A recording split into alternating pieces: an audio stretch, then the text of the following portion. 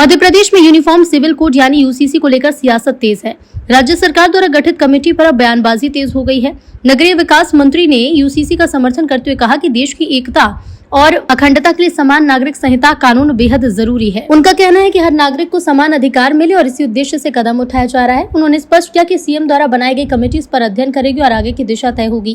कांग्रेस नेता के विरोध पर मंत्री सारंग ने प्रतिक्रिया दी और कहा कि इस तरह के नेता केवल विघटन राजनीति करते हैं और देश के कानून का पालन करना सबके लिए अनिवार्य है। इसके अलावा पश्चिम बंगाल में जारी चुनावी माहौल पर भी मंत्री सारंग ने प्रतिक्रिया दी और दावा किया कि बंगाल की जनता बदलाव चाहती है और डबल इंजन सरकार के जरिए विकास का नया दौर शुरू होगा। फिलहाल यूसीसी को लेकर जारी इस बयानबाजी ने राजनीतिक माहौल को और गर्मा दिया है। देखना होगा कि आने वाले दिनों में मुद्दे पर सियासत किस दिशा में जाएगी। देखिए, इस देश में एक रूपता के लिए यूसीसी जरूरी है। इस देश की एकता अखंडता को चिरस्थायी रखने के लिए यूसीसी जरूरी है। इस देश में एक संविधान होना चाहिए, हर व्यक्ति के अधिकार और हर व्यक्ति को विकास के अवसर एक जैसे मिलने चाहिए और इसलिए यूसीसी बहुत जरूरी है।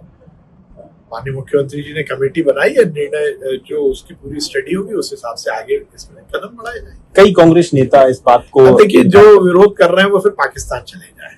आरिफ मसूद जी जैसे नेता केवल विघटन की राजनीति करते हैं। इस देश में रहना है तो एक रूपता के साथ रहना होगा। क्यों धर्म के आधार पर अलग अलग हम कानून बनाए? ये किस देश में?